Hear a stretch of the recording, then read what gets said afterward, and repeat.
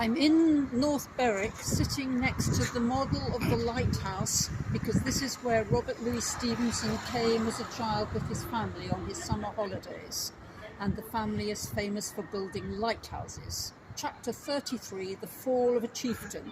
There never was such an overturn in this world. Each of the 6 men was as though he had been struck, but with Silver the blow passed almost instantly, even though thought of his soul had been set full stretch like a racer, and on that money, well, he was brought up in a single second and dead. He kept his head, found his temper, and changed his plans before the others had time to realise the disappointment.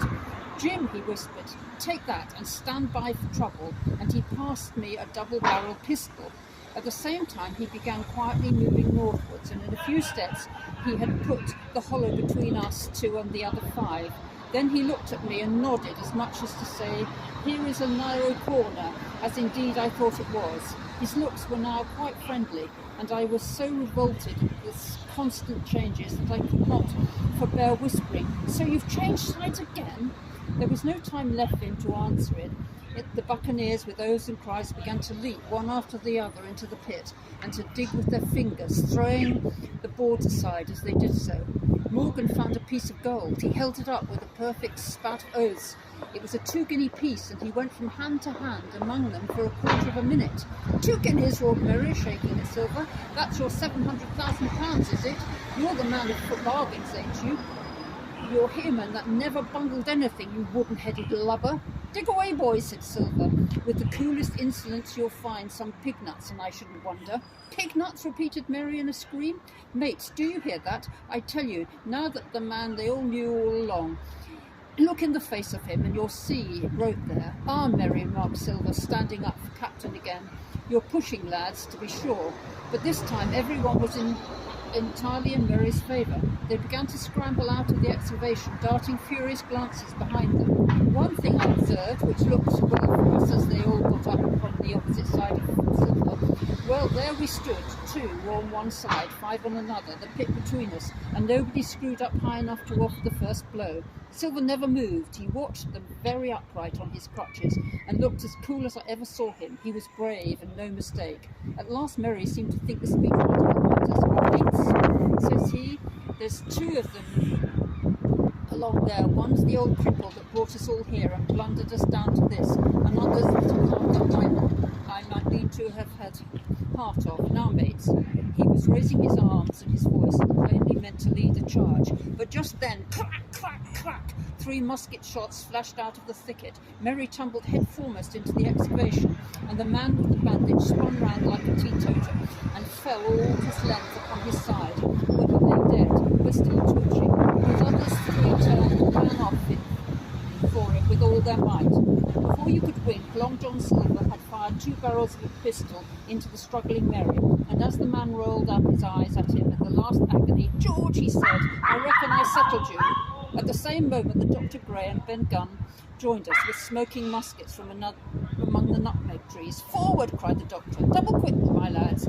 We must head 'em off to the boats." And we set off at great pace, sometimes plunging through the bushes to jest. I tell you that Silver was anxious to keep up with us. The work that man went through, leaping on his crutch till the muscles of his chest were fit to burst, and was work on no sound man ever equalled. And so thinks the doctor. As it was, he already 30 yards behind us, and on the verge of strangling when he reached the brow of the slope.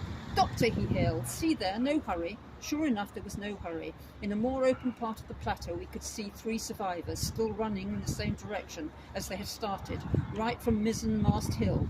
We were already between them, the boats, and so we 4 sat down to breathe, while Long John Silver mopped his face, came slowly up with us. "Thank you kindly, doctors," he said. "You came in about this nick, I guess, for me and Hawkins. And so it's you, Ben Gunn," he added. "Well, you're the nice one, to be sure." "I'm Ben Gunn, I am," replied the Maroon, wiggling like an eel in his embarrassment. And he added after a long pause, "How do, Miss Silver?" "Pretty well, I thank you," says you. Ben," murmured Silver, "to think as you've done me." The doctor sent back gravely one of the pickaxes. deserted in their flight, but the mutineers, and then as we proceeded leisurely downhill to where the boats were lying, related in a few words what had taken place. It was a story that profoundly interested Silver and Ben Gunn, and half the Edinburgh was the hero from the beginning to the end. Ben, in his long, lonely wanderings about the island, had found the skeleton.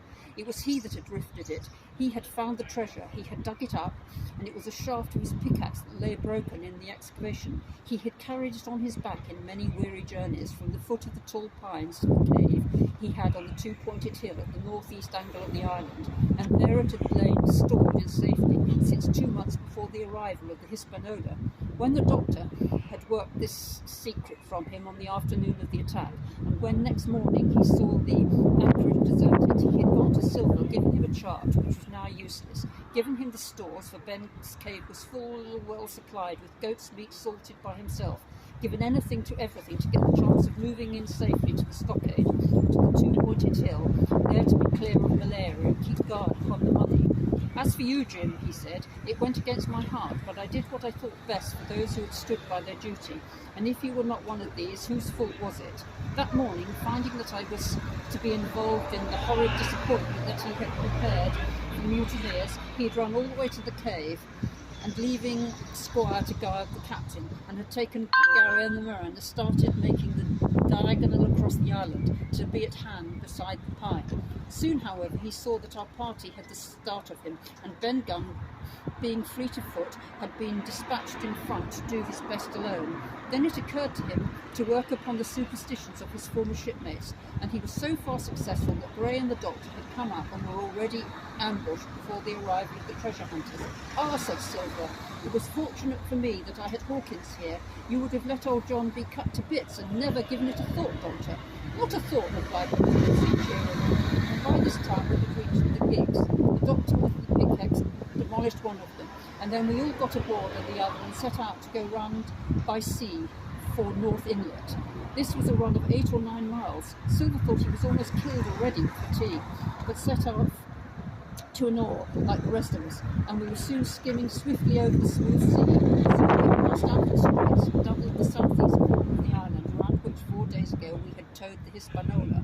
As we passed the two-pointed hill, we could see the black mouth of Ben Gunn's cave, and a figure standing by it, leaning on a musket.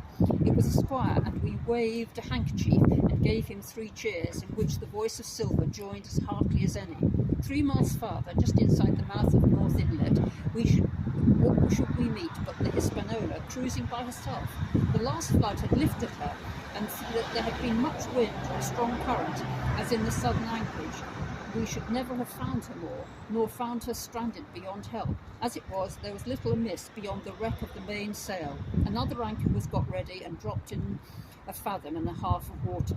We all pulled round again to Rum Cove, the nearest point for Ben Gunn's treasure house, and they, Gray, single-handed, returned with the gig to the Hispaniola, where he was to pass the night on guard. The gentle shallow ran up through the beach to the entrance of the cave.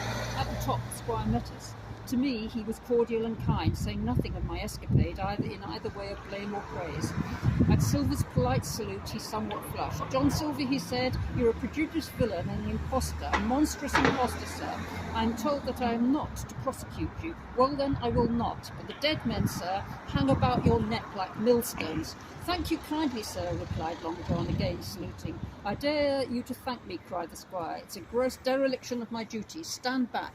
And thereupon we all entered the cave. It was a large, airy place with a little spring and pool of clear water overrun with ferns. The floor was sand. Before a big fire lay Captain Smollett. In a far corner, only duskily flickering over by a blaze, I beheld great heaps of coins and quadraturals, built bars of gold. That was Flint's treasure that we had come so far to seek, and had cost already the lives of 17 men from the Hispaniola.